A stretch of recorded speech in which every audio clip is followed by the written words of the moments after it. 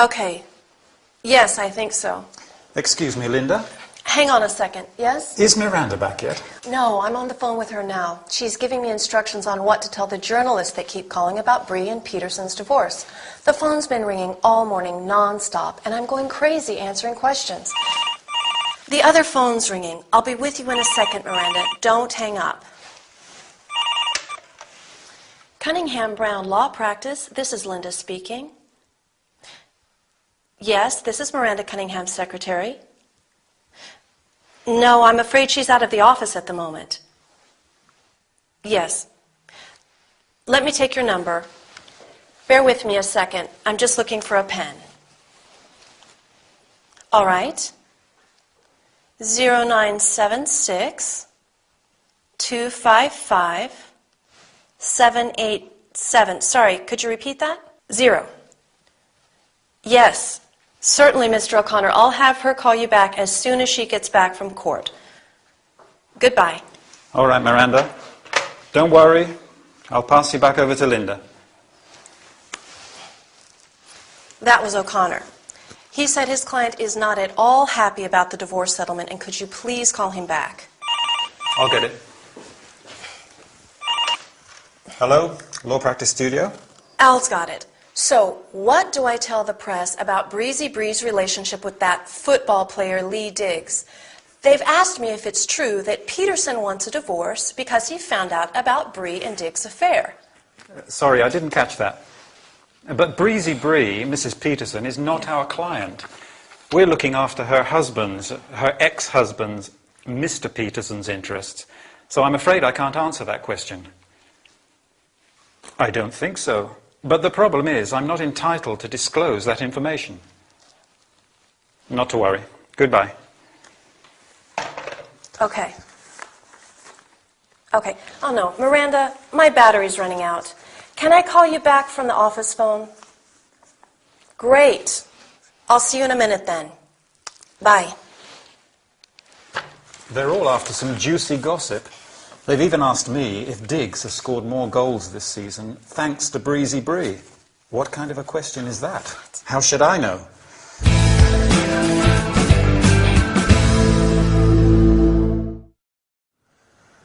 Well, journalists certainly ask a lot of questions, especially when there's a scandal to write about.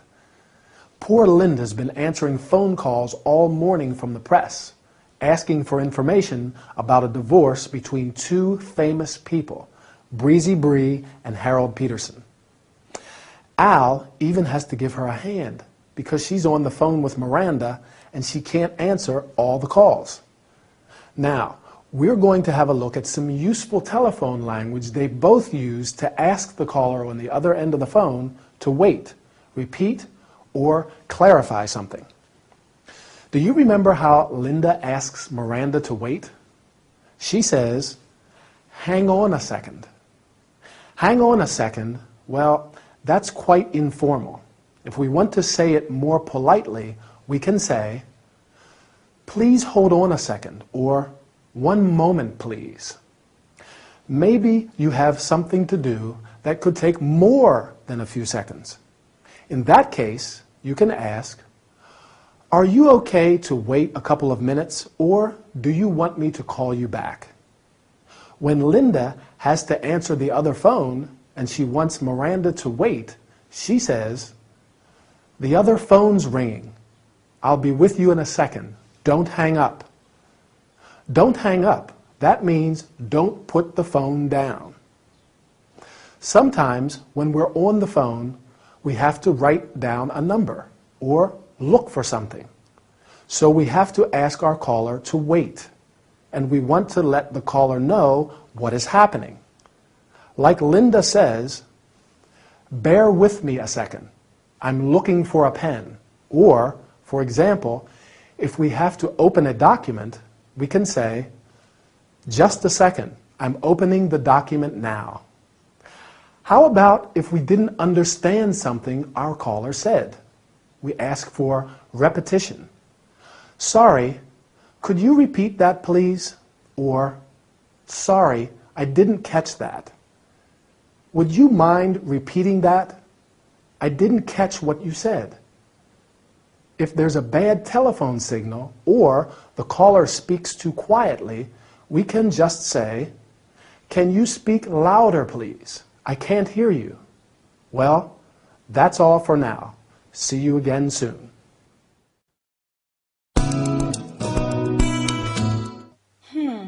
I see.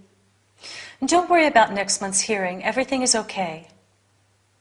No, I don't think that's necessary. What, Friday? No, it's not a problem. Friday will be fine. Is there anything else I can help you with? Good, okay. What time are you arriving in London? At 3? So you'll be here at 4. Could you confirm that appointment on Thursday? Yes. Sorry, I have to leave you now. I'm expecting another call. Sure. We'll expect you on Friday, and don't forget to give me another ring on Thursday. Thanks for calling. Bye. Oh, I can't believe this.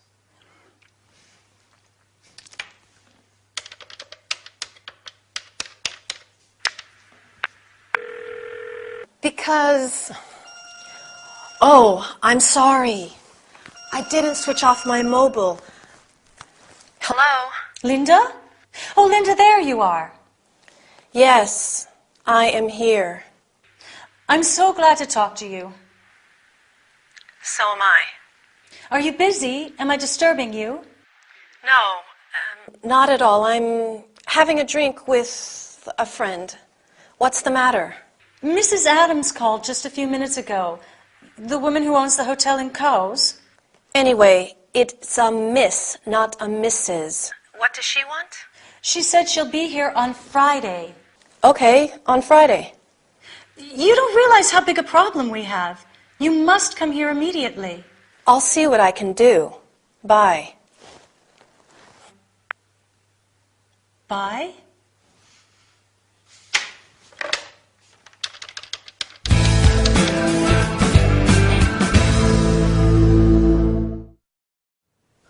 Hello there. How are you feeling? I hope you feel as good as I do. In our training session, we are going to talk about phone calls. Whatever your business, you'll probably have to solve a lot of problems on the phone, so it can be useful to be familiar with the appropriate language. We are going to learn about offering help, how to refer to future contacts, how to give reasons for ending a call, thanking the other person, and saying goodbye.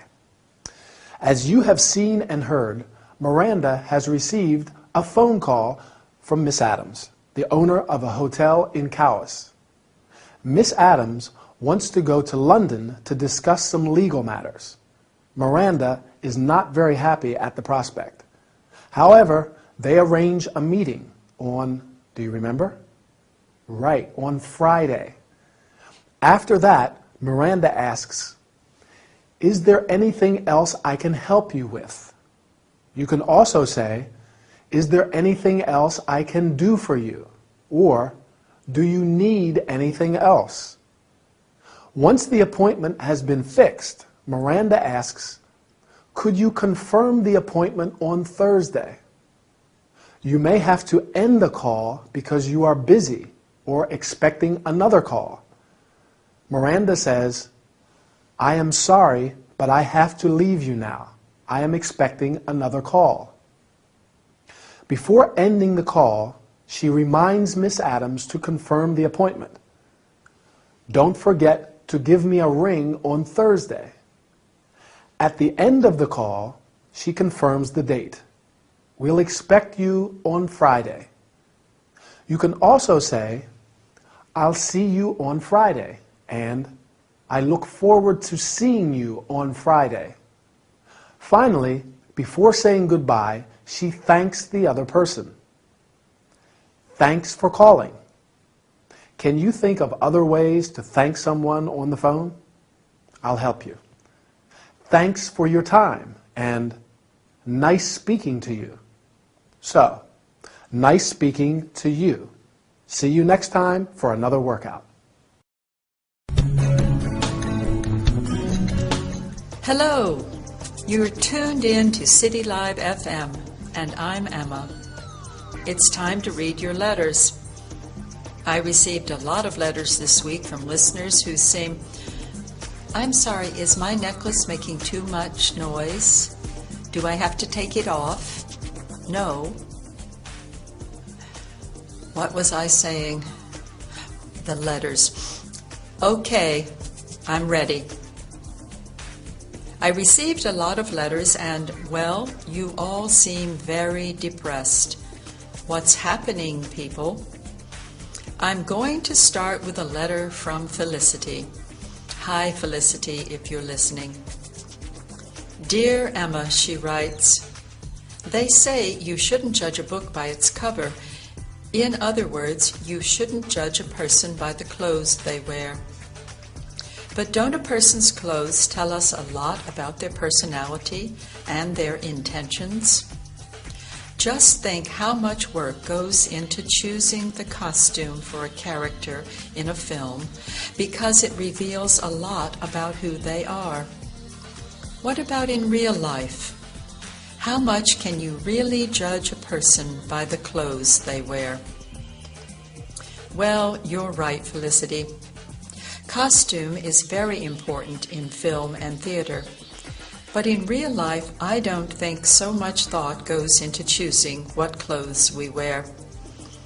A person's style can generally give some detail about their personality, but I think it's a bit superficial to say that you can judge a person by the clothes they wear.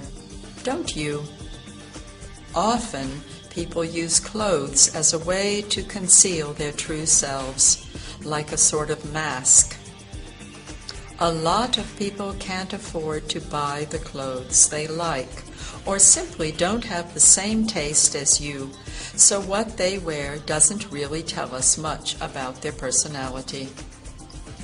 And how can you deduce that a person is unreliable or moody from their clothes?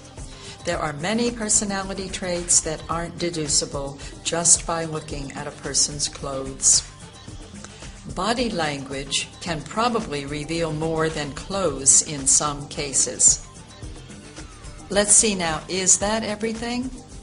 I think so. Is there anything else we should consider? Now, to sum up. I think clothes can reveal some details about a person, not necessarily their personality, though. A lot of factors determine how a person dresses. So don't forget, there's probably more to a person than meets the eye in most cases. In short, Felicity, what you need to remember is that to really know what a person is like, you have to get to know them. I'm sorry, this necklace is just getting in the way. Are you sure it's not making too much noise?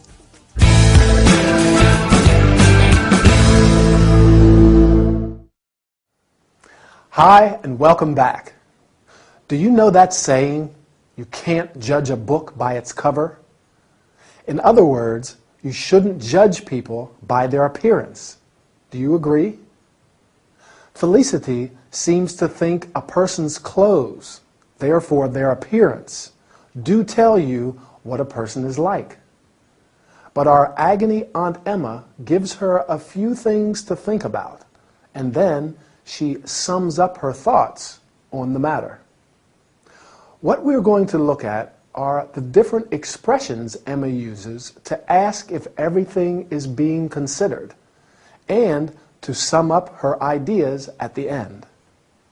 So, first Emma explains her thoughts and gives various reasons for why she thinks clothes don't reveal much about a person's personality.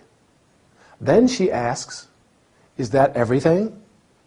And is there anything else we should consider? It's a question she's really asking herself. Is that everything? She's doing a mental check of the things she said and if there is anything else she wants to say. In this situation, we could also say, Is there anything else to add? Now, let's see.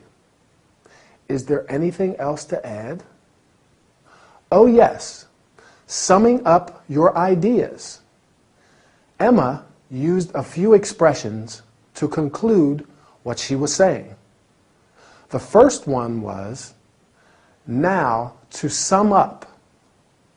And then she goes on to give a brief conclusion. To sum up means to give a brief summary of something. Another expression is in short, which means in few words.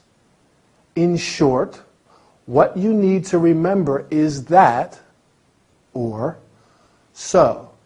Don't forget that. Good. Is that everything? No. There was something else I wanted to mention.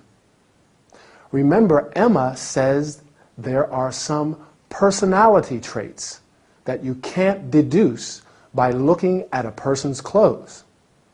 I agree. I mean, what does an unreliable person wear? Unreliable means you can't count on them. You can't rely on them. Or if a person is moody, what do you think they would wear? Someone who is moody is temperamental and often in a bad mood. In short, I have to agree with Emma that it's a bit superficial to say you can judge a person by the clothes they wear. Don't you think? Bye now. See you soon.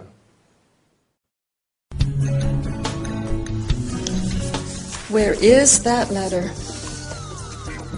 Oh, here it is.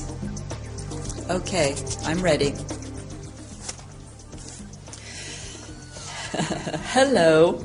I'm so glad you tuned in. Welcome to another program with me, Emma, on City Live FM. I'm glad you tuned in because I have a very interesting letter from one of our listeners. I'll read it out here. Is it just me, or are people extremely rude nowadays?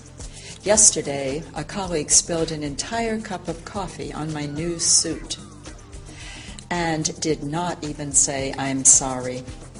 I don't expect people to stand on ceremony, but what happened to the times when people used expressions like, "Excuse me," "Please," "Thank you," "You're welcome"? Young people show no respect for elders and betters. Since I find all this very upsetting, I need your advice. Yours sincerely, Mark Graceful. Well, dear Mark, I hope you are listening. Thank you for your letter. You bring up a very important issue. I know how you feel. This very morning, I had my hair done, and my hairdresser was so offhand. Ladylike and gentlemanly behavior is not only correct, it is a way of showing respect. After all, the done thing greatly affects all our social relationships. The best thing to do, the only thing to do, is not to let this affect you, and set a good example. I hope that helps. I'd better go now. Bye, and thanks for joining me. How was it?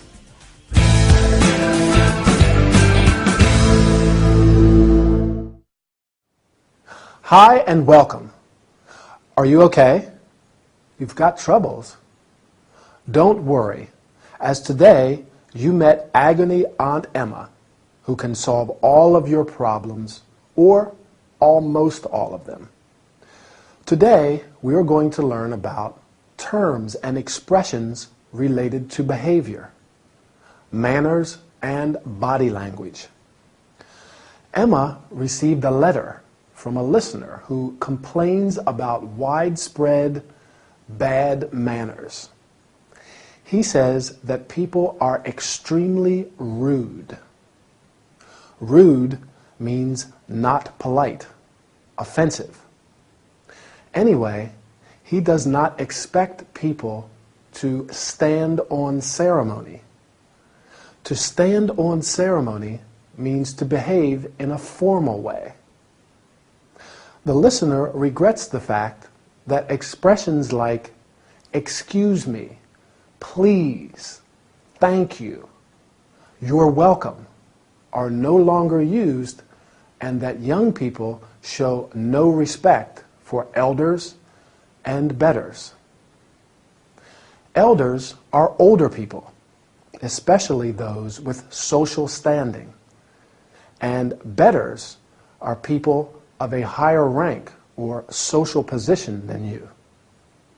Emma is in total agreement with Mark. That very morning, her hairdresser was offhand. Offhand means not friendly and showing a lack of interest in other people. Emma says that a ladylike and gentlemanly behavior is correct and a way of showing respect. Ladylike and gentlemanly means in a way appropriate for a lady and for a gentleman. Did you notice Emma's body language? Body language plays an important part in communication. Emma uses many different facial expressions to stress what she's saying. For instance, at the beginning, she titters, or we could say she giggles or laughs. When she wants to show disapproval, she twitches her nose. She makes little movements with her nose. And when she's surprised, she raises her eyebrows. Eyebrows are the lines of hair which grow above each of your eyes. Anyway, I am afraid our time is over. Keep practicing your English language, and I'll meet you in our next training session. Goodbye.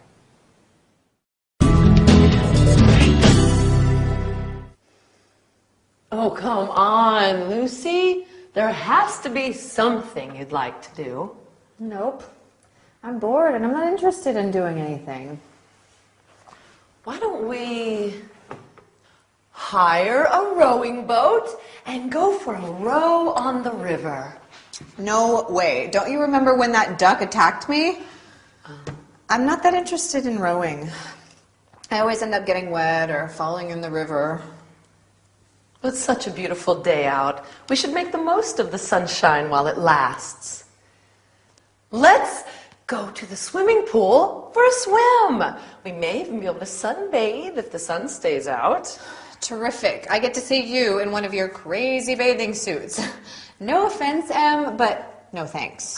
Hey, many people would pay to see me in a bikini, I will have you know. Well, go swimming with them then, and leave me alone. No, I'd like to spend the afternoon with my sister. Shall we go for a jog in the park? Do you think you can handle seeing me in shorts and a crazy t-shirt? Yeah, fantastic. Let's all go get lung disease from the smog and the polluted city air. We can drive to St. James Park. The air is sort of clean over there. Go on, you know you want to. I'd rather just go home and watch TV. TV sucks. Why don't we go to the cinema? There are a couple of good films showing at the moment. What do you say? No, I don't feel like watching a film. All right. I know. How about a beer and a game of pool at that pub around the corner? You know, the one where that nice blue-eyed boy works. Now, that's a good idea. Last one there pays for the first round. Oh.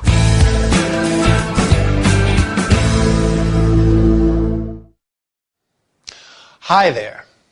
What a lot of patience Emily has with Lucy.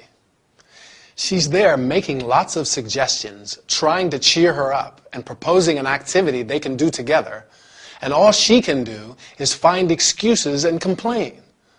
Let's explore those expressions Emily uses to make suggestions.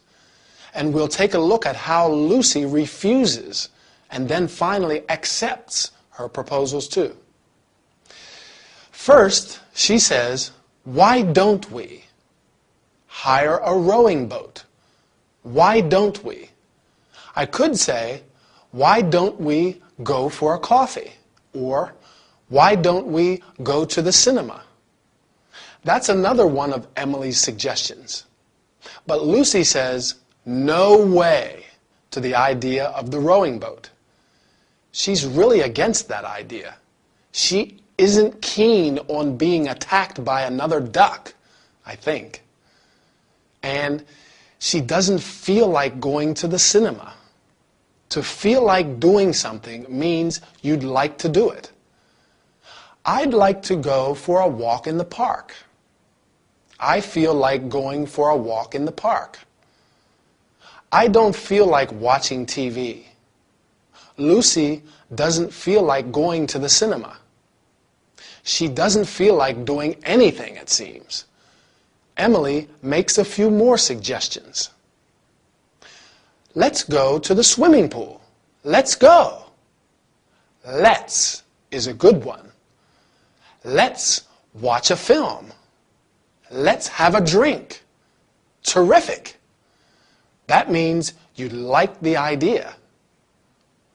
Lucy uses it sarcastically, though. Terrific. She doesn't like that idea either. Shall we go for a jog? Shall we? This is a question, so you ask, shall we go into town?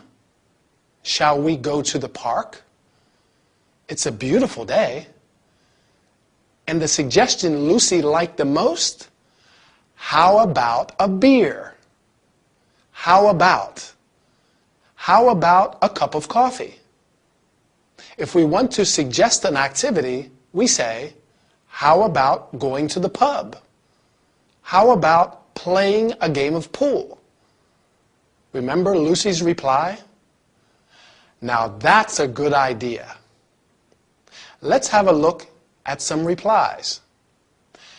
That's a good idea. Terrific. Fantastic. Or, I'm not very keen on rowing. I don't feel like watching a film. I'd rather stay at home. I'm not interested in doing anything. What a bore. Let's take a break now. See you next time. Bye.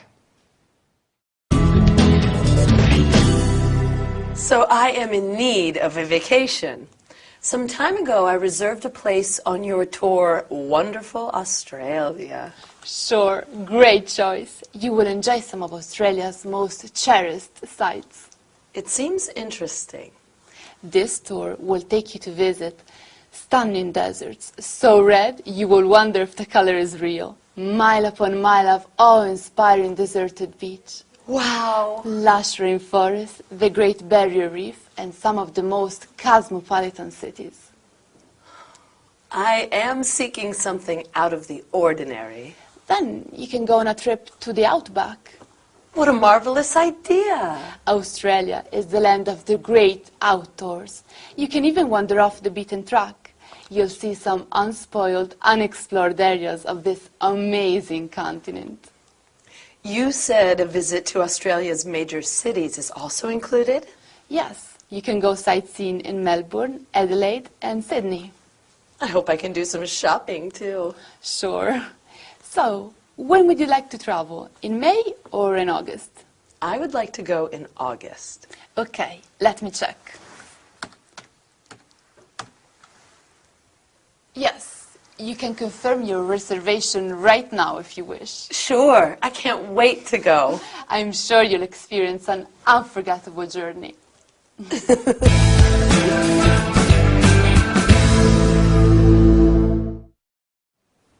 Hi, are you looking for an unusual holiday tour?